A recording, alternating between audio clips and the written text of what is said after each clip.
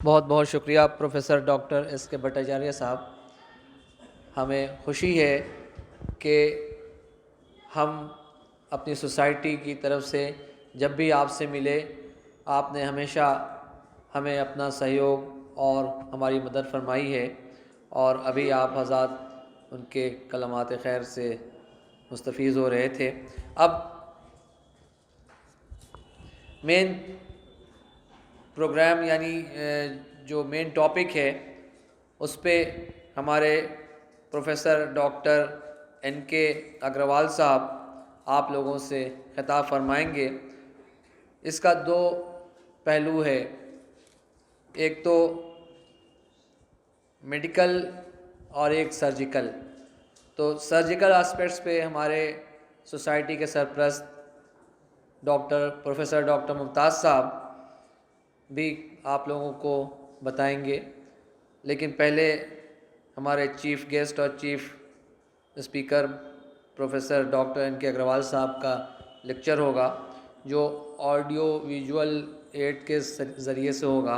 इसके लिए थोड़ा मैं मंच को फिर से अरेंज करना होगा। मैं गुजारिश करूंगा अपने मेहमानान से माजरत के साथ कि आप हज़रात नीचे तशरीफ़ ले आएँ ताकि स्टेज को फिर से दुरुस्त किया जा सके, ताकि हम ये प्रोजेक्टर जो है ठीक से काम कर सके। Respected Professor VP Singh sir, respected Professor S K Bhattacharya sir, Dr. Varishanand ji, and all senior attendees, मैं आप लोगों के सामने बहुत गौरवान्वित महसूस कर रहा हूँ कि आप लोगों ने मुझे बुलाया कि मैं थायराइड की बीमारी के बारे में आप लोगों को कुछ बता सकूं। थायराइड की बीमारी है बेसिक, ज़्यादातर हम लोगों के अब जानकारी में बहुत सामान्य रूप से आ रही हैं, और इसके बारे में हमारी जागरूकता से हमारे इस बीमारी के साथ के जीवन में बहुत सारा फ़ायदा मिल सकता है। और हम छोटी छोटी बातों को ध्यान में रख के इन बीमारियों को या तो ख़त्म कर सकते हैं, अगर ख़त्म नहीं कर पाते हैं तो इनको हम अपने नियंत्रण में रख के और इसके साथ हम अपना जीवन सुचारू रूप से चला सकते हैं। तो आइए हम लोग जानते हैं थायराइड की बीमारी के बारे में, कैसे कैसे काम करता है, क्या होता है। थायराइड की ग्रंथि, थायराइड एक ग्रंथि है, जैसे हम लोग कई और शरीर के भाग होते हैं, ये भी एक तरह का अंग है। और ये अंग, इसको ग्रंथि इसलिए कहते हैं कि छोटा सा एक बहुत सब तरीके से काम करने वाला एक छोटा सा ऑर्गन होता है। और ये इसके जो स्राव है, इसमें से निकलने वाले केमिकल हैं, ये हमारे शरीर में जगह जगह पहुंचते हैं और ये पूरे शरीर को असर डालते हैं। तो ये कहाँ होता है? ये जैसा दिखाया जा रहा है कि ये गले के सामने के भाग में ये एक तितली के आकार का ग्रंथि होती है, और इसको जो ये हमारे आगे के ये हमारा सांस की नली होती है, और ये हम लोग एडम्स एप्पल बोलते हैं। तो ये जो उभरा हुआ भाग होता है गले का, उसके नीचे ये बटरफ्लाई की तरह की तितली के आकार का ग्रंथि होती है, और इसके एक बीच का भाग होता है और दो लोब बोलते हैं हम लोग। तो दो लोब हैं और एक इसका बीच का भाग है। और सामान्यतः इसको जांचने के लिए हम पीछे से खड़े होकर मरीज का ये भाग देखते हैं कि अगर बढ़ा है कि नहीं। सामान्य रूप में अगर हमको बढ़ा देखना है तो मरीज के अंगूठे के आकार का साइज ये होता है, ये लोब, एक लोब। तो ये अगर उससे ज़्यादा बड़ा है तो हम कहते हैं बढ़ा हुआ है, नहीं तो सामान्य है। ये पीछे का भाग है थायराइड ग्रंथि, और इसमें जो ये हल्का अलग कलर का दिख रहा है, ये पीले रंग का है, और ये पैराथायराइड ग्लैंड कहते हैं। ये थायराइड ग्रंथि के पीछे के साथ ही बनावट के समय आ जाता है, और ये थायराइड का ग्रंथि थायराइड हार्मोन निकालता है, और ये वाला ग्रंथि कैल्शियम के मैनेजमेंट में काम करता है। तो इस तरह से ये भाग होता है। जब हम लोग ऑपरेशन करते हैं तो उसमें ये भाग का ध्यान बहुत रखना पड़ता है। तो इसी तरह से ये जो थायराइड ग्रंथि का ये पूरा स्ट्रक्चर है, ये जो उभरा हुआ भाग है और उसके बाद ये थायराइड का ग्रंथि है। तो अगेन इसमें जो चीज़ें बताई गई हैं सेम है। अब अगर इसको हम इसका सूक्ष्म रूप से देखें तो इसमें जो बनावट होती है, जिसमें यहाँ से ये जो स्थिति है, इसमें से थायराइड का हार्मोन निकलता है और इसके और अन्य भी कोशिकाएं होती हैं जो कि पैराफॉलिकुलर सेल्स बोलते हैं। इनसे अलग तरह का एक कैंसर बनता है और ये भी दूसरा, ये इसमें से भी एक हार्मोन निकलता है जो हड्डी को मजबूत करने के लिए काम करता है। तो इस तरह से ये दोनों ग्रंथियां काम करती हैं। जैसा कि मैंने बताया कि ये जो थायराइड ग्लैंड है ये बेसिकली हार्मोन निकालता है, तो इसको थायराइड हार्मोन बोलते हैं। और इसमें से दो मेन अवयव होते हैं, T4 और T3। T4 आप कहेंगे चौथे से क्यों, तीसरे से क्यों शुरू किया, पहला दूसरा कहाँ गया? तो पहला दूसरा हार्मोन थायराइड में बनता है और वो दोनों को मिश्रण से T3 और T4 बनता है। तो दो T2 बनेगा तो मिलेगा तो T4 हो जाएगा, और एक T2 और T1 मिलेगा तो T3 हो जाएगा। यही बाहर निकलते हैं। T1 और T2 बहुत बाहर ग्रंथि से बाहर नहीं निकलता। और ये जो ज़्यादातर काम करने वाला जो हार्मोन है वो T3 होता है। T4 एक तरह से प्रो हार्मोन होता है, यानी कि हार्मोन के बदलने की स्थिति होती है। तो ये एक तरह से हमको ये बता देता है कि अगर हम पूरे शरीर में इसको फैला दें और ये वहाँ जाके अपने आप कन्वर्ट हो जाए और ये हार्मोन के रूप में काम करे। और इसको हम लोग अगर ख़त्म करते हैं तो रिवर्स T3 एक हार्मोन बनता है। इस तरह से हम उसको T4 से abnormal non functioning type of hormone बनता है। लेकिन अब क्या है कि ये रेगुलेटेड होता है, नियंत्रित होता है। ऐसा नहीं है कि अनियंत्रित काम करे। तो इसका नियंत्रण हमारे सिर के अंदर दो ग्रंथियां हैं, हाइपोथैलेमस और एंटी पिट्यूटरी ग्लैंड। तो ये दोनों के सानिध्य में ये थायराइड से एक हार्मोन निकलता है, ये पिट्यूटरी से TSH।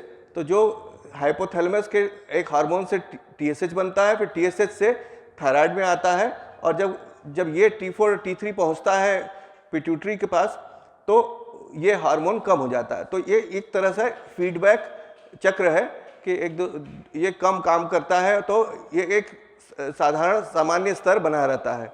अगर चाहे हम तो इसको बढ़ा नहीं पाते। तो सामान्य आदमी में ये परिस्थितियां एक चक्र के तरह नियंत्रित रहती हैं। तो अगेन हमने इसमें बताया कि इसमें जो हाइपोथैलेमस से TRH हार्मोन निकलता है और पिट्यूटरी से TSH हार्मोन निकलता है। और इसको हम लोग जो हमने आपको एक गोलाकार भाग दिखाया था सूक्ष्मदर्शी वाला, उसके एक सेल के अंदर ये इस तरह की प्रक्रिया होती है जिससे कि ये हार्मोन बनता है। तो इस तरह से जैसे मैंने बताया कि T4 बेसिक हार्मोन है जो कि ज़्यादातर निकलता है, और T3 एक छोटा कम मात्रा में निकलने वाला हार्मोन है। और इसका सबसे जो T4 है वो 7 दिन तक काम करता है। ये हमें जानकारी बहुत ज़रूरी काम आएगी, मैं अभी बताऊंगा आपको क्या काम आएगी। ये थायराइड हार्मोन हमने जाना कि हमारे शरीर में है, लेकिन करता क्या है? तो ये हमारा जो शरीर का ऑक्सीजन की यूटिलाइजेशन है उसको बढ़ाता है।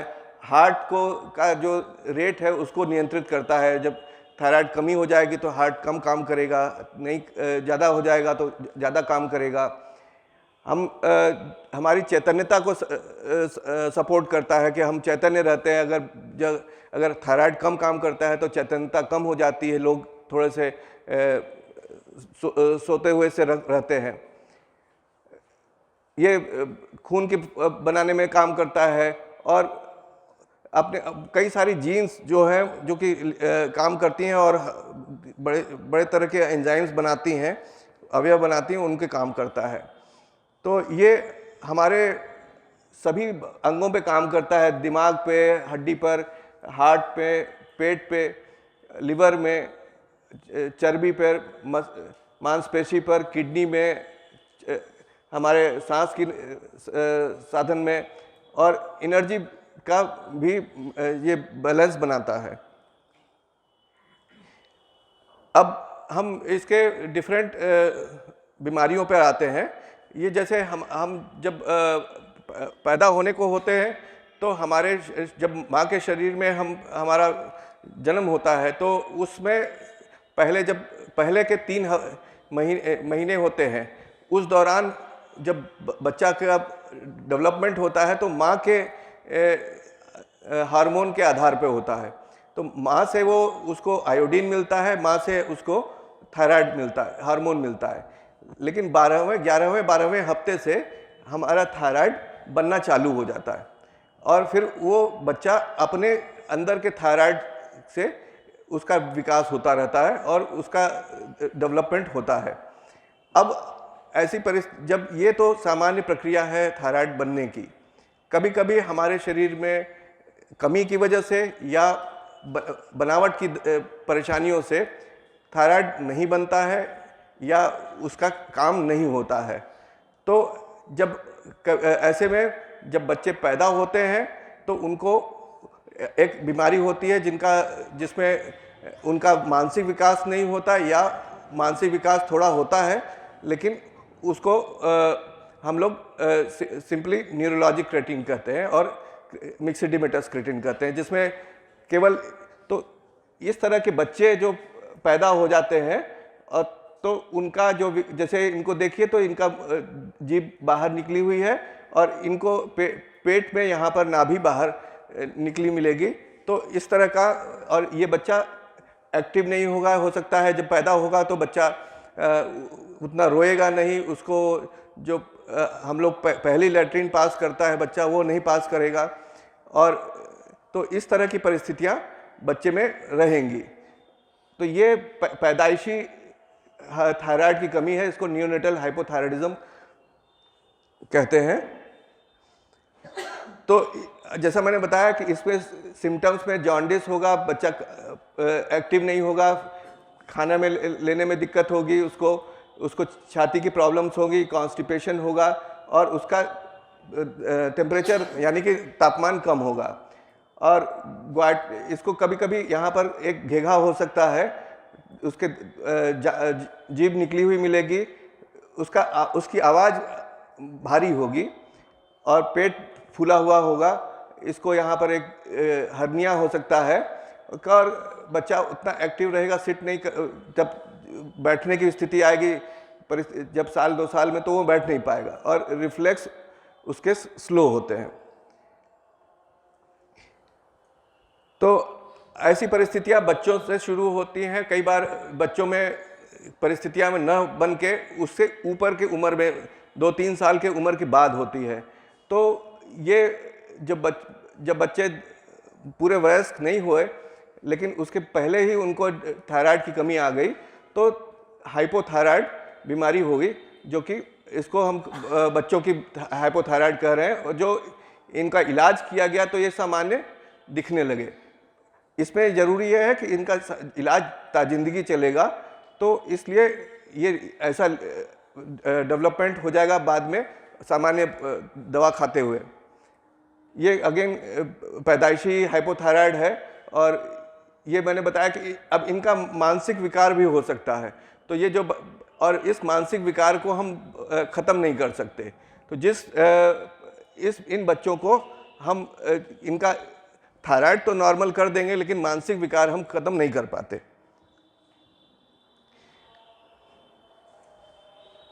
अगेन इसमें वही सब चीज़ें दी गई हैं कि जैसे इसमें पुअर फीडिंग होगी, इसमें इस तरह के बातें आएंगी।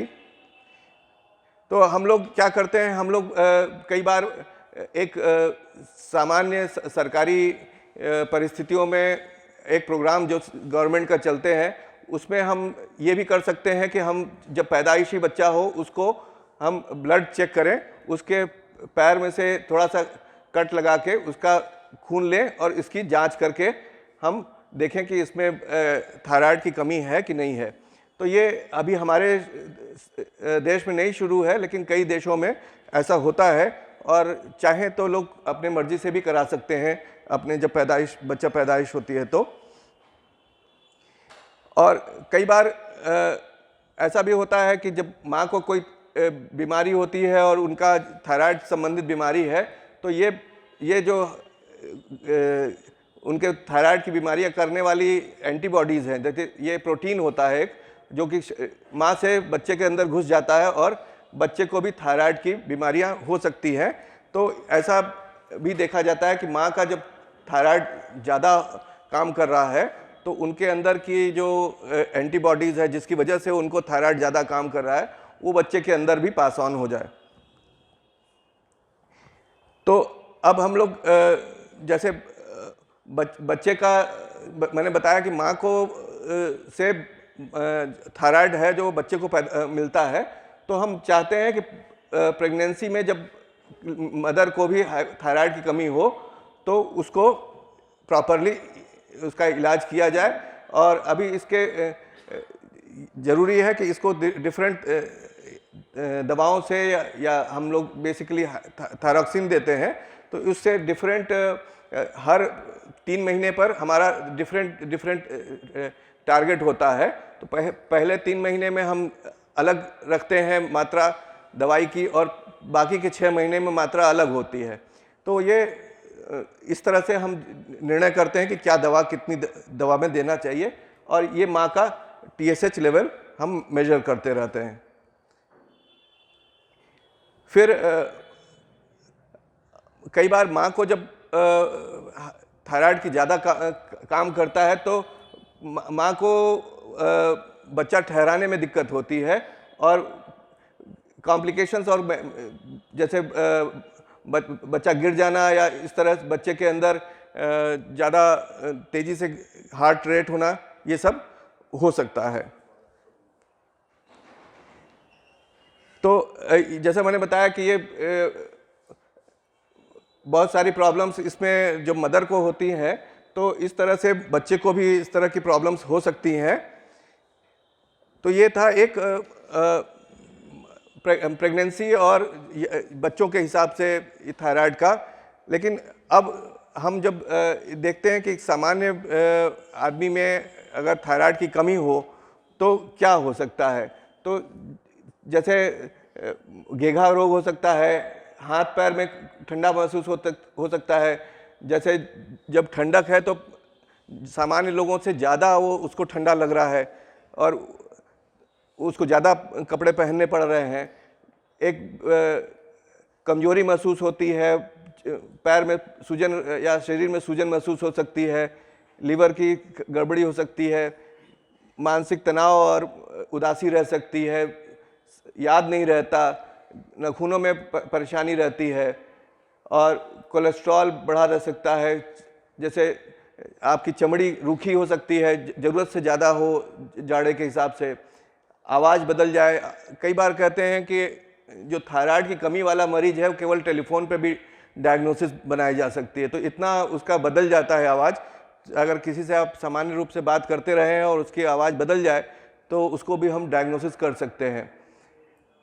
सर दर्द हो सकता है, वजन बढ़ सकता है, हाथ पैर में झुंझुनी हो सकती है, हार्ट की धड़कन कम हो सकती है और पेट में कब्ज की शिकायत हो सकती है। तो इन सब चीज़ों से ये थायराइड की कमी हो सकती है। अगेन यही सब चीज़ें हैं इसमें कि आदमी का जो है, हम लोग बोलते हैं कि आदमी के अंदर जो मानसिक है वो इनर्शिया, मेंटल इनर्शिया हो जाती है। जैसे सोचने का तीव्रता कम हो जाती है, धीरे धीरे परेशान होगा, उसको समझ में नहीं आएगा। तो इस तरह की चीज़ें थायराइड के मरीजों को रहेगी। तो मेमोरी प्रॉब्लम्स और इस तरह की चीज़ें भी थायराइड के, बट इतना कॉमन नहीं है ये, और भी चीज़ें जिसमें साथ होती हैं जिसके लिए दिखाया गया है। इसमें एक अन्य भाग जो हम बताना चाहते हैं कि आयोडीन एक हमारे शरीर में बड़ा इम्पॉर्टेंट केमिकल होता है।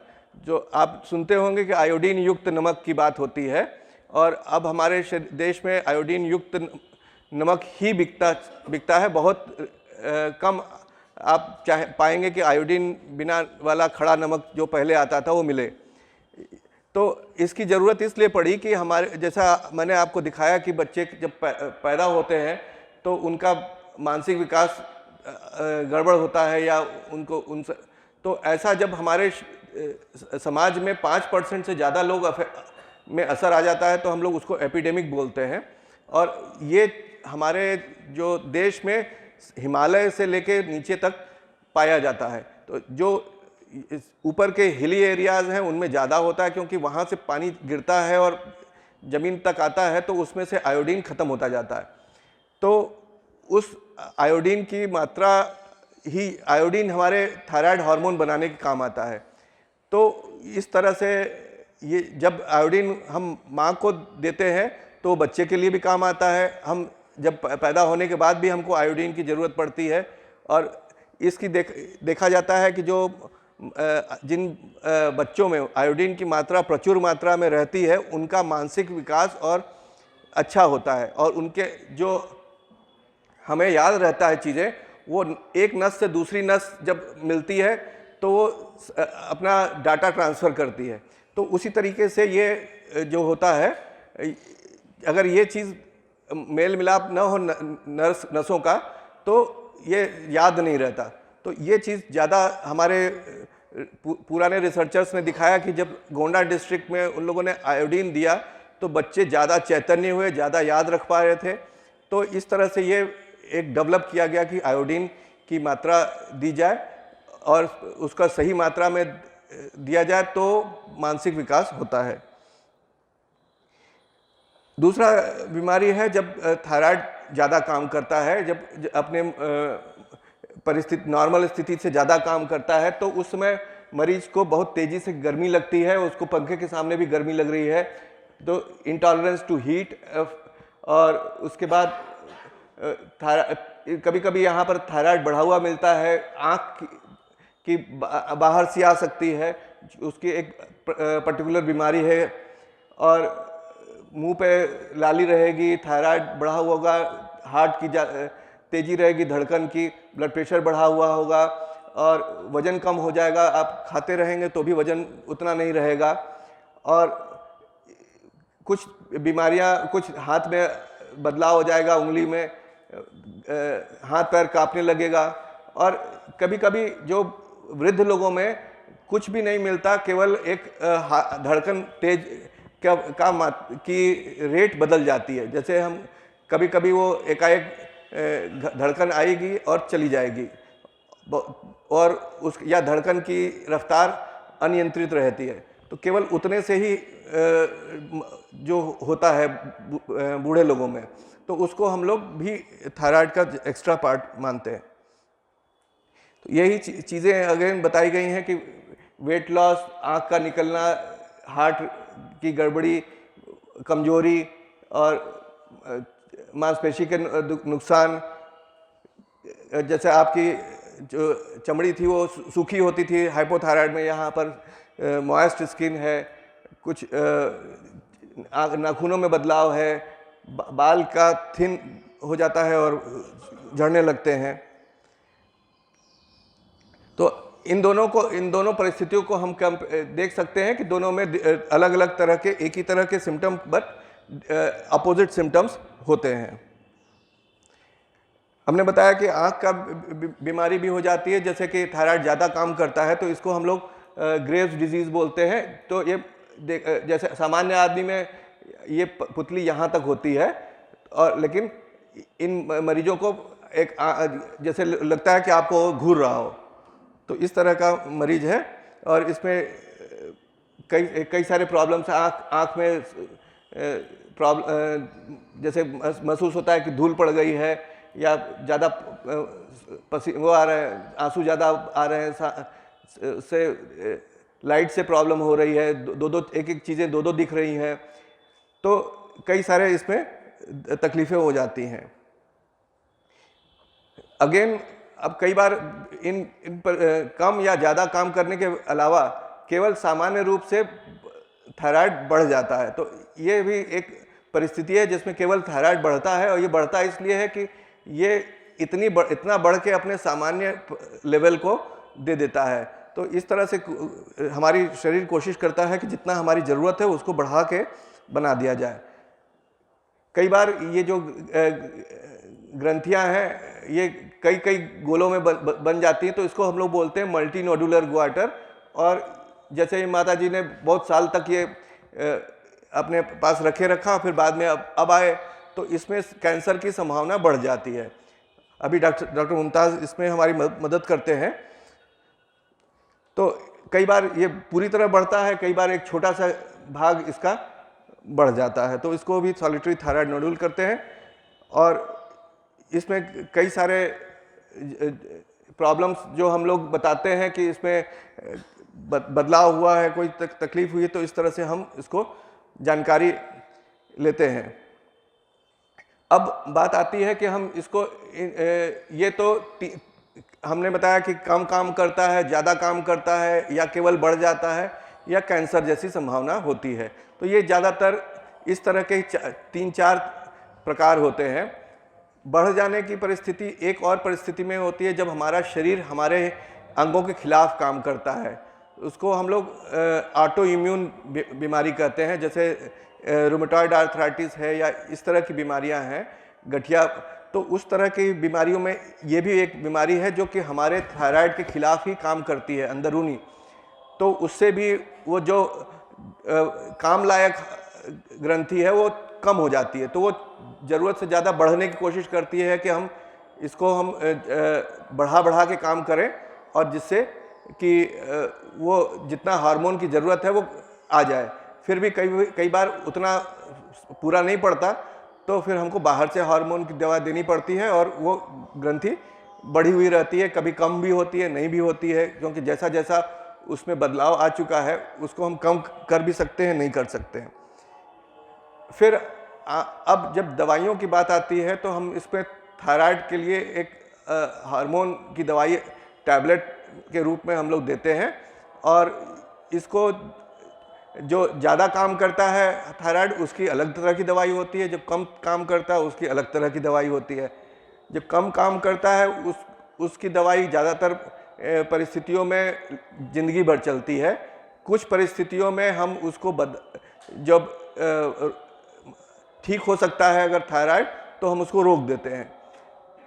जो आपको बताया आँख निकलने वाली परिस्थिति है या ज़्यादा काम करते हैं, उसमें हम लोग अलग तरह की दवाई यूज़ करते हैं। उसका सामान्य प्रक्रिया में हम लोग 1.5 से 2 साल इलाज करते हैं, और उसके बाद बंद करके देखते हैं। 50% लोगों में वो कारगर होती है और उसके बाद दोबारा दवाई देने की ज़रूरत नहीं पड़ती, पर अन्य लोगों में उसकी दवा की लंबे समय तक चलती है, या फिर हम उसको ऑपरेशन के लिए डॉक्टर साहब के पास भेज देते हैं। तो इस तरह का इलाज भी संभव है।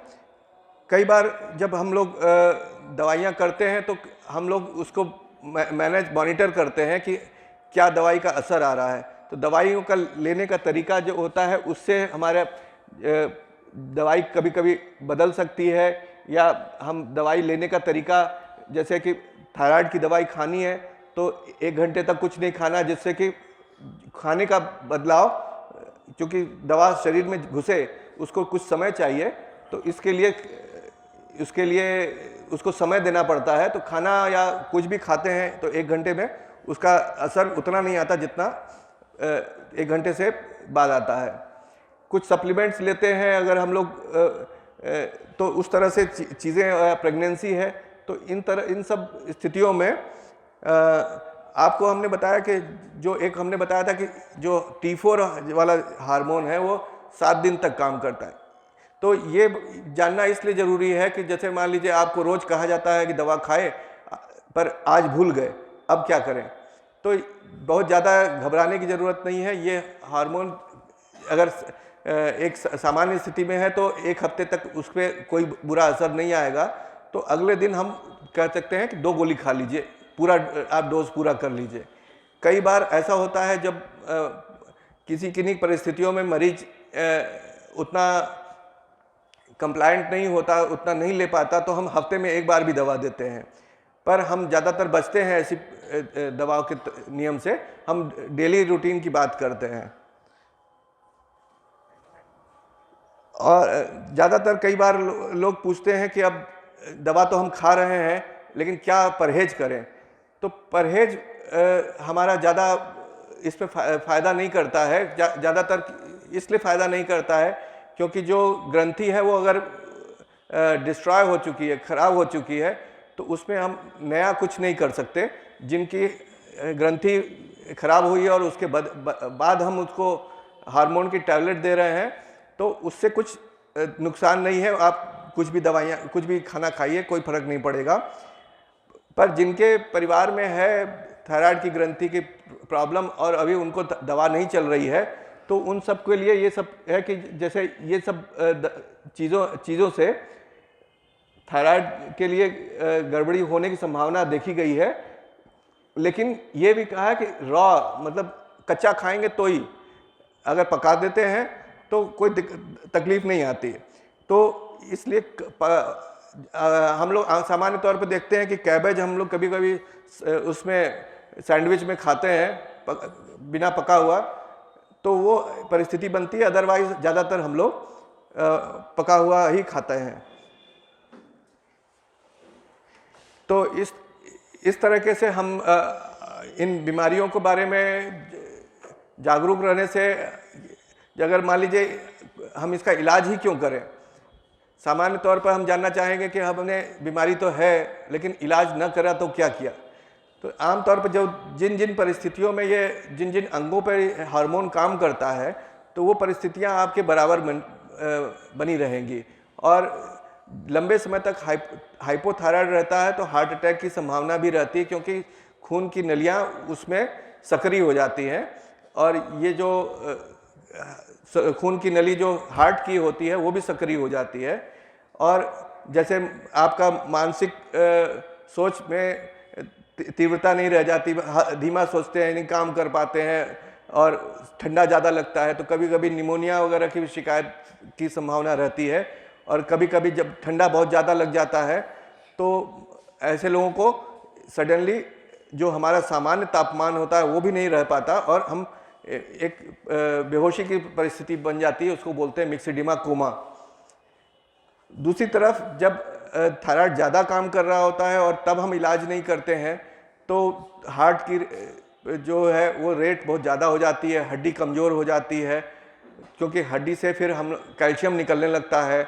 तो उस तरह परिस्थिति में कभी कभी हड्डी पे टूटना या हार्ट अटैक आना, इस तरह की संभावना रहती है।